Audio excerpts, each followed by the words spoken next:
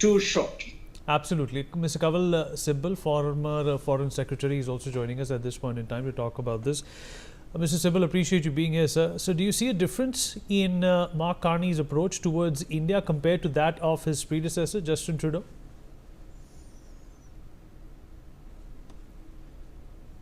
Well, there's bound to be, because Justin Trudeau was a particular kind of personality, extremely woke in his thinking and behavior, and he was very much wedded to the Khalistani backers of his. And at that time, since he was in a coalition government, he was dependent on Jagmeet Singh's NDP to survive, since he was a minority government, in fact.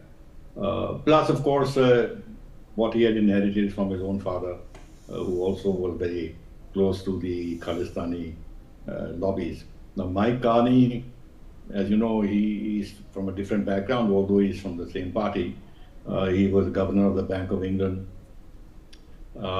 He is, how should I say, he's no longer dependent on Jagmeet Singh and the NDP. In fact, whoever, Jagmeet Singh personally lost the election, and he's no longer a kingmaker, so his hands are freer. And since he is now working on a fresh slate, he can take initiatives vis-a-vis India, which his predecessor could not do because he was far too committed politically and otherwise to the pro-Khalistan lobby in Canada. And so, should India then seek a reset on ties with Canada based on status quo, or stay firm on demanding more action against Khalistanis? We're bound to ask that. And I think, hopefully, Mike Carney would be more receptive. Though, of course, there is a big internal issue in Canada, which he also cannot ignore, which is that although NDP and Jagmeet Singh may be out of the running, but the Khalistani lobby is very powerful in the street, especially. Not only that, they have, in a sense, they're vital for winning elections for any party in several constituencies where the Sikh population is very large. So all the political parties woo them. Even the Conservatives were wooing them. Even Poliev was wooing these parties. And then there is this entire issue of Hardeep Singh Nijjar, which is still there and cannot be brushed aside by the Canadian politicians, whatever they may think otherwise, because of local pressures. So I think he has now the scope and the space to begin to mend the relationship with India. And for that, he has to satisfy us on our concerns. I mean, they may have their local political concerns because his predecessor messed up the entire Nijjar thing. Till today, they have not produced any evidence that anybody was from the Indian side was involved. And the fact is that on the ground, as we have repeatedly said, that these elements are violent, they are linked to terrorism and drug trafficking and human trafficking, and they need to be controlled. And I think this is becoming more and more evident.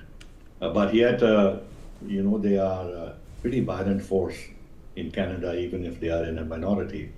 And as I said, they cannot be easily ignored by the ruling parties because of vote bank politics. But I think Canada is beginning to realize that they are paying a big price because of the effective breakdown of ties with India. India is not that much bothered as Canada is.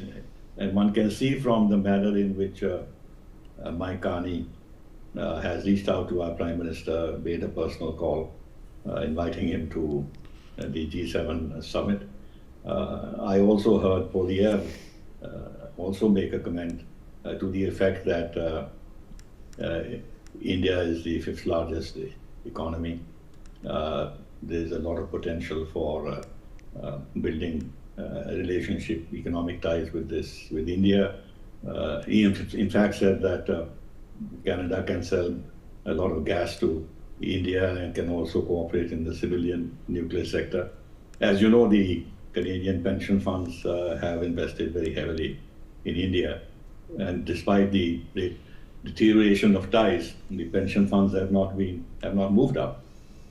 So I think they have an opportunity to improve ties with India, and the invitation to our Prime Minister is the first step. It is unusual for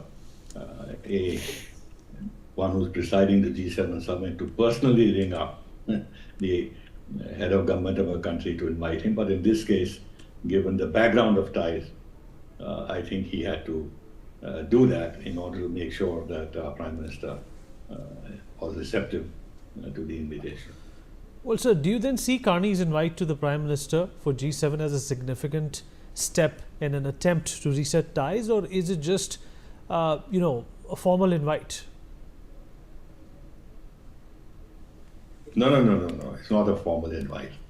There are several reasons behind this. One, of course, Canada's own national interest, and they're beginning to realize that they are losing out. All the other G7 countries are reaching out to India in a very big way. In fact, they're expanding their ties with India, economic and political and strategic ties with India. It's Canada that is an odd country out. That's first. Number two, Canada is now under great pressure from the United States, as you know. In fact, Trump has been very aggressive politically towards Canada, even denying it.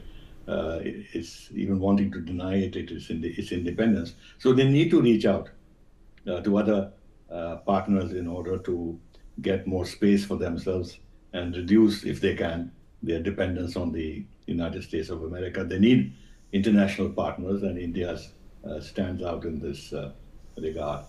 Number three, I think, although Canada is presiding the G7, but they don't own the G7. And so if for the last 5 years or more, our Prime Minister has been invited to the G7 summits, then Canada not inviting would appear that they are going against the wishes and priorities of the other partners who have equal stakes in the G7 and in the India relationship. So clearly there has also been pressure from other G7 countries not to leave India out. And then, as has been acknowledged by Mike Carney, that the G7 agenda is heavily focused on expanding ties with the developing countries, with the global south, and has recognized that without India it would be very difficult to pursue these priorities in the global south. And the fact that under its G20 presidency, India in fact tried to, in a sense, assume the leadership of the global south, and effectively so. Therefore, not inviting India would be a blow to the G7 agenda, and other partners, other members of the G7 would realize that. I think there are many factors that have gone into the decision that has been taken by Mike Carney. And so, do you expect Canada to take steps against Khalistani extremists anytime soon? I don't think so. I think we will have to see how they handle the agitations that will inevitably take place when Prime Minister goes there. This whole business about freedom of speech, we've seen it also in the case of the UK. They've been allowing demonstrations against our High Commission on the ground that they can't suppress freedom of speech. This is an argument which the Americans also use, and the Canadians, of course, use. They have, in fact, gone far beyond anybody else in allowing these lobbies to threaten physically our High Commissioner, other members of our diplomatic missions there, our consulates, and our Prime Minister. taking out effigies and burning the effigies of the Prime Minister. They had that float in which they celebrated the assassination of Mrs. Gandhi. So they are out of hand and they're attacking Hindu temples. So we'll have to see how they control the inevitable agitations that will take place in the streets and what they say about this.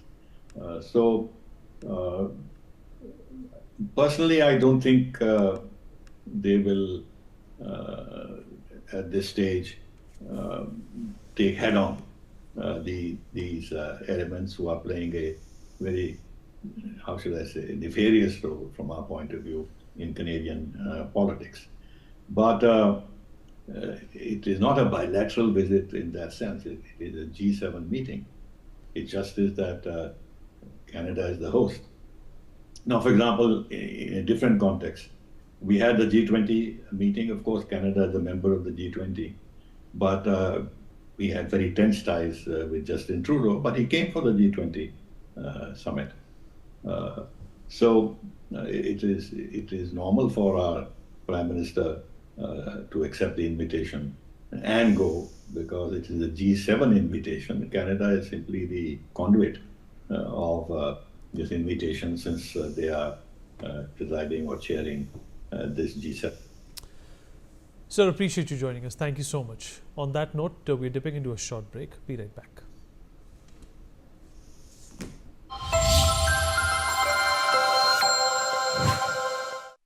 जब 3 साल के अक्षर को अचानक hospital में admit होना पड़ा, तो पॉलिसी बाजार की टीम ने तुरंत वहां पहुंचकर उनका लाखों का क्लेम अप्रूव करवाने में पूरी हेल्प की। बीमारी में हेल्थ इंश्योरेंस ही काम आएगा। पॉलिसी बाजार पर 1 करोड़ का हेल्थ इंश्योरेंस सिर्फ 360 रुपए महीने से शुरू। अगर आप बनना चाहते हैं एंकर या फिर आप में है जुनून एक तेज तर्रार न्यूज